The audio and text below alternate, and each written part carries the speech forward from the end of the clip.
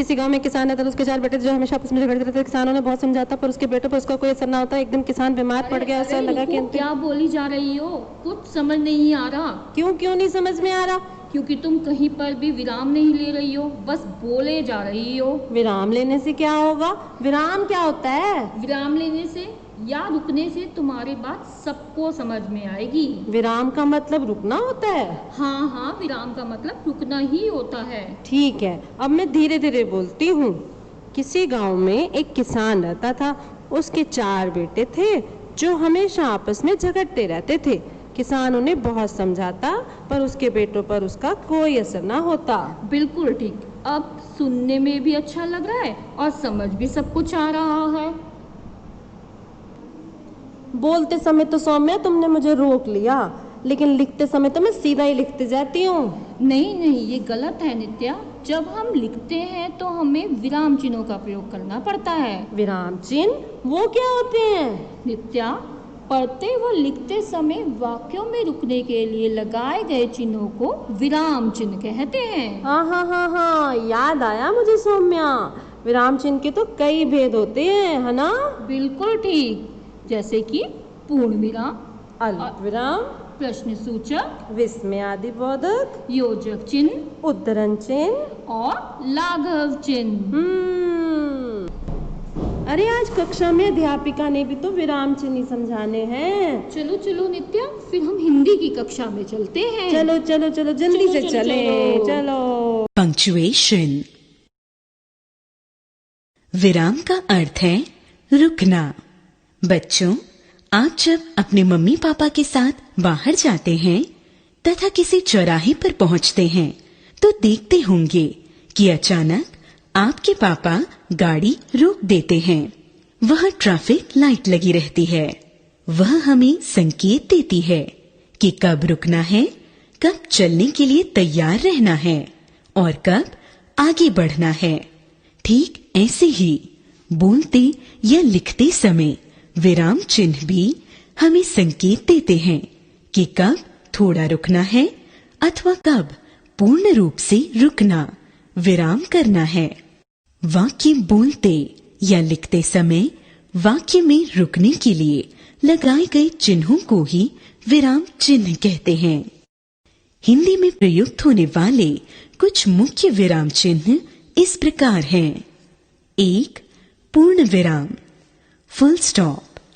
वाक्य पूरा होने पर पूर्ण विराम लगाया जाता है, जैसे सोनल नाच रही है। 2. अल्प विराम, कॉमा।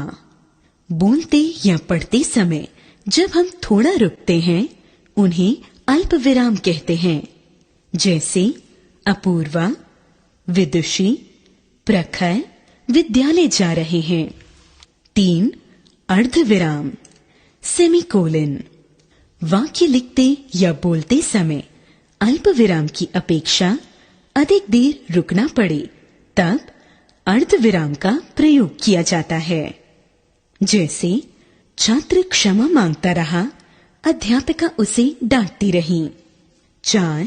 प्रश्नवाचक चिन्ह, क्वेश्चन मार्क।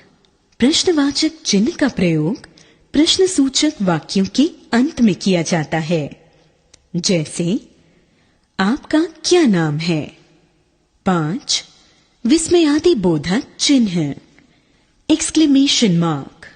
मन के भाव यानी हर्ष, आश्चर्य, शोक, भय, घृणा आदि को प्रकट करने वाले वाक्यों में विस्मयादिबोधक चिन्ह का प्रयोग किया जाता है, जैसे वाह कितना सुंदर दृश्य है। 6. उद्धरण चिन्ह, कोटेशन मार्क्स। उद्धरण चिन्ह 2 प्रकार के होते हैं। एक हरा उद्धरण चिन्ह, सिंगल कोटेशन मार्क। इस चिन्ह का प्रयोग किसी पुस्तक, कवि, लेखक, व्यक्ति का नाम, उपनाम लिखने के लिए किया जाता है, जैसे रामधारी सिंह दिनकर महान कवि थे। दोहरा उद्धरण चिन्ह, डबल कोटेशन मार्क।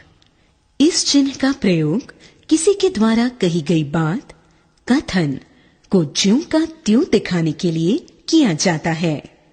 जैसे नेहरू जी ने कहा, आराम हराम है। 7. संक्षेप लाघव चिन्ह। इस चिन्ह का प्रयोग शब्दों को संक्षिप्त रूप में दिखाने के लिए किया जाता है। जैसे डॉक्टर। 8. योजक चिन्ह हाइफन। योजक चिन्हों का प्रयोग तुलना करने वाले शब्दों तथा शब्द युग्मों के साथ किया जाता है। जैसे भाई बहन, माता पिता, मोटा सा आदि। अब तुम्हें विराम चिन्ह समझ में आए? हाँ हाँ, अब तो मुझे विराम चिन्ह अच्छे से समझ में आ गए। आगे से हम बोलते या लिखते समय वाक्य में रुकने के लिए विराम चिन्हों का उपयुक्त प्रयोग करेंगे।